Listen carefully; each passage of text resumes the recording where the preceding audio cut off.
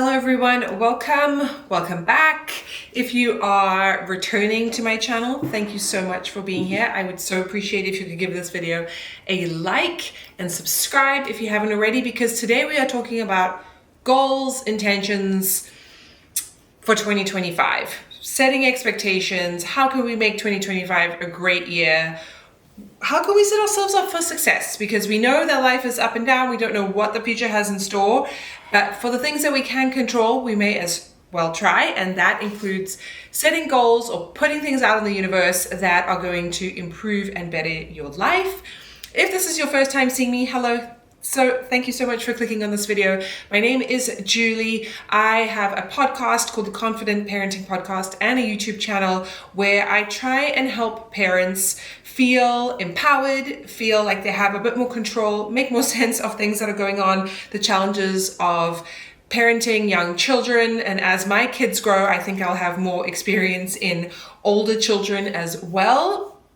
But that's really my intention, is to make your life a little bit easier, make you feel supported, make you feel validated in the things that you are struggling with, because that's something that I have really struggled with, to feel sort of alone in my own challenges in parenting and life. So if that is something that's interesting to you, make sure you click that subscribe button and give this video a like. And with all of that said, let's jump into my goals for 2025. I can't believe how fast this year has gone. I think there is something about the fact that as you get older, time does actually speed up. I don't know how that's possible, but it's some Inception stuff, but it's a real thing. Like when you're little, time seems to just take forever and you have so much of it ahead of you.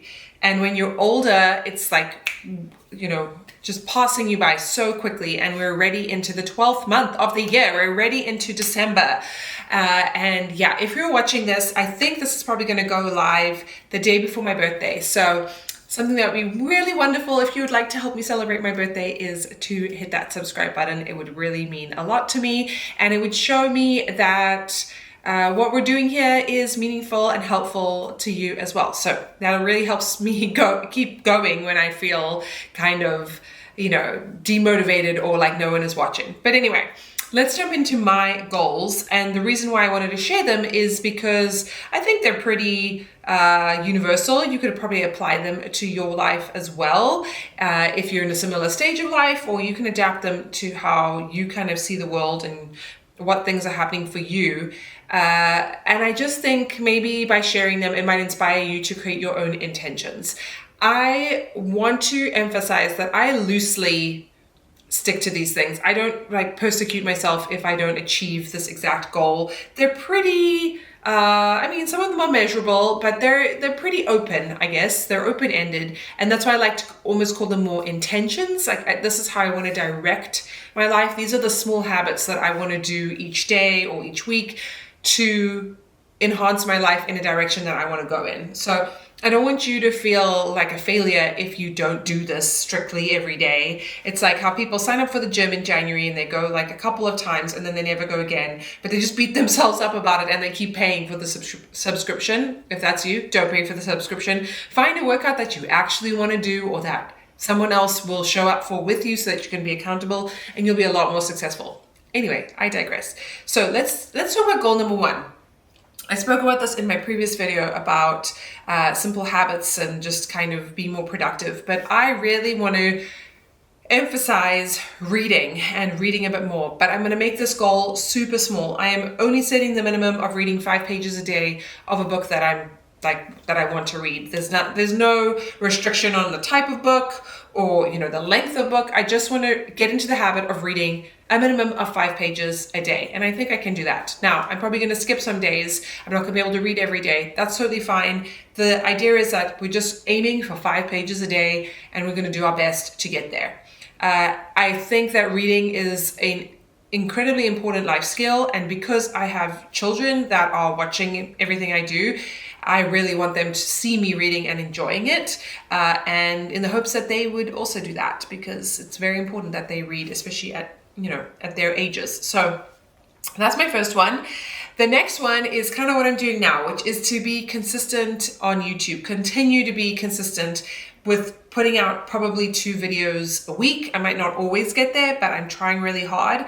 And it's this idea of, even if it doesn't really like blow up or do anything crazy. I'm still just taking the actions to do something that's really important to me, that I hope will help other people, and that, yes, I hope will grow into something, but I can't be attached to that outcome. I am just attached, if you will, to the idea of producing 2 videos a week. That's it. They're not fancy. They're not edited in like a crazy advanced way. I could probably do some more fancy editing if I really wanted to, or teach myself how to do it, but that's not the point. The point is the message, the point is the doing, the point is just taking action, messy, imperfect action, and doing something that you want to do. Because if I look back on my life and I have regrets that I never tried to do anything with regards to podcasting or YouTube, social media, I know I will feel like I failed in some way. Like, this is a part of my personality that I want to share and explore. And so it's very important for me that I stay consistent. But that's all it is. I'm just being consistent. I'm not putting the pressure on myself to make anything perfect, because I've done that before and then I end up getting burnt out and then I don't post for like years. I also know of people that will have everything all lined up, but they just don't want to, click post. I remember actually watching a video from somebody who said that she was getting all her stuff ready, like her YouTube banner and like all the bells and whistles, and she accidentally pressed post on a video that she had obviously had in like her drafts or something. And she had not intended to launch her channel, and all of a sudden it kind of was like divine intervention, clicked it for her, and she had a YouTube channel. And if she hadn't clicked post, she would never have got it started. And I think now she's like growing her channel and doing really well. So you just never know. You just have to take messy, imperfect action and try not to think about anybody watching you or thinking about you or what they're going to say or judge or whatever, because it's not their problem and it's not their life, it's yours. So that is a very important goal for me. And then number 3, start playing tennis again. So since we moved to Austin 3 years ago, I've kind of been on and off playing tennis. It's a great climate for that, except in the summertime, but especially in the winter time and maybe 9 months of the year, it's great tennis weather. I mean, my kids and my husband play tennis all year round, so it's all about a matter of opinion. But I injured myself back in May and I haven't really played consistently. I've tried, but I haven't played consistently since then. And it's important for me to do an exercise or sport or something where I actually am enjoying it and having fun. I think it'll help me get out, just out in the world, because I have the tendency to kind of be a homebody and want to stay here. And exercising and motivating myself to do it on my own, I have like an on-off relationship with that. So that leads me into the next goal, which is one of the reasons why I want to even play tennis in the first place, is I want to build up my social network. I want to make more friends, moving to a new city as an adult, not in college and not going to like a 9-to-5 job every day. It's harder to find like a social group. And I'm friends with my kids' friends' parents through school and things like that. But I also think having friends that are my friends, not through my children, will be helpful. And, bonding over something we mutually enjoy, like tennis or whatever it is for you, I think is important. Also, because when we moved, I had a brand new baby. We literally moved when she was a month old. I was restricted in doing things. Like, it's not easy for me. First of all, you have to recover from having a baby, whatever, but then breastfeeding and then going out at night. And often we play tennis at night, which I actually prefer because it's cooler and I don't have to worry about sunscreen and things like that. It's just not conducive to 3 little kids. And then my husband started traveling a ton and it was like not great. So now I'm going to be a little bit more strategic about it. Obviously, my youngest one is older now. She's 3.5. So she doesn't need me in the same way she did as a baby. I'm going to be better about it, but I also can't get injured. That was the thing. I mean, I stopped because I was injured, not because of my children, but I really want to get back into it. And I want to have more fun. And tennis is fun. It's difficult and it's challenging, but it's also fun. And so part of that is, tennis adds into the fun, but also just in general, I want to have more fun. I've spent this last sort of 3 years in this like baby toddler bubble, doing a lot of stuff for other people and feeling a little resentful about it. And I want to have more fun in 2025. Now, the next one's going to sound contradictory, especially as I'm telling everybody that I want to have more fun. But my next one is to spend less money. So I need to figure out how to have fun without spending a lot of money. And typically, with that, it's usually like a lot of trips, or, you know, I've been going to concerts, and this adds up. So I need to just be a little bit more conscious of my spending, I think, because I think we need to be in a more saving phase. We've been renovating our house.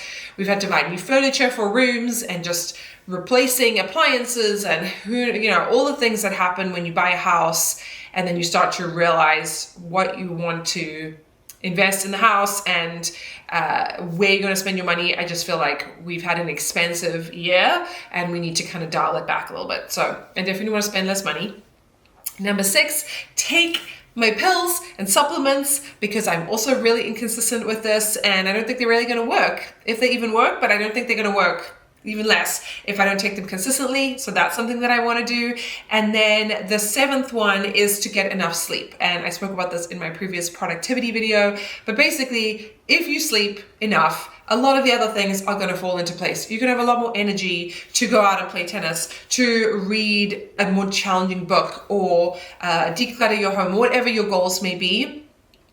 You'll be able to say yes to sort of social engagements because you feel like you can. So getting a good night's sleep along with that is like eating nutritious meals and just not skipping meals, or not eating junk for meals, or, trying to cut out sugar and things like that.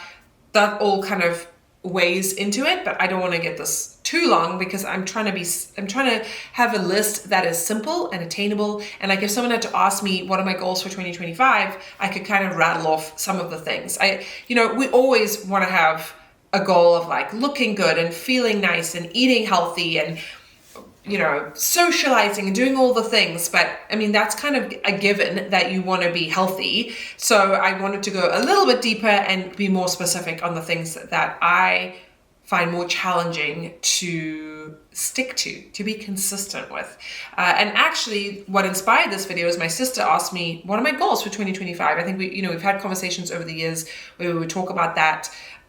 So I'm sure she thought I would have a bunch, and I just was blank. I didn't know what to say because I hadn't really thought about it. And so I said to him, I went home and I said to my husband, I was asked, what are my goals for 2025? And I was like, I don't have any. And it's like, no, I don't think that's true. I'm sure you have some. And I was like, huh. So then just thinking about them, this is kind of what I came up with, sort of off the cuff, and I don't want to overthink it, because I don't want to make it into a bigger deal than it is. And then, when you don't read every day, or you don't work out every day, then you feel like a total loser. And that's not the point, because really it's about getting back. And it's about, even when you skip days, getting back on the wagon and continuing. And so that's why I think it's important just to say these things out loud, have a little list that you could refer to if you wanted to, and put no pressure on yourself. The more I learn about human behavior and psychology and habit formation and all of these things, and especially having children and wanting them to cultivate certain habits, wanting them to be people that do certain things, the more I learn about this, the more I realize that shaming them or myself is not going to get the job done. Because as human beings, we want to be in control. We want to think things are our idea. And even though my sister was the one that asked me, like, what are my goals? And she kind of sparked that idea, I kind of had to come to it on my own so that I could make the goals, right? It's kind of the same thing. When you ask someone, what are your goals? You can't be shaming them into, well, you really should lose weight this year. Your goal should really be to lose 20 pounds in 2025.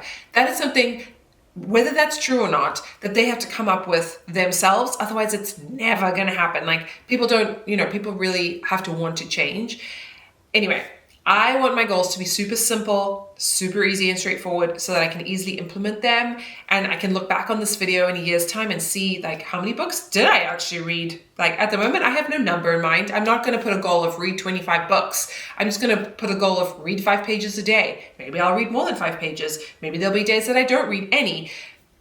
It's okay. It's fine. We're perfectly imperfect, So remember, just hit that go button in whatever that looks like for you. Hit that post button for your first Instagram post, or your first business post on YouTube, or just do it. Like, don't wait for it to be perfect. It's never going to be perfect, and you're going to be your harshest critic. You're going to judge the worst. Whereas if you just put your art out into the world, Let other people be the judge and let it be their problem if they have an issue with it. It's not yours. Anyway, those are my goals for 2025. I would love to hear what yours are. Please share them in the comments so that we can be inspired by each other. And I'm excited to see you guys in my next video and to see you in 2025. Bye.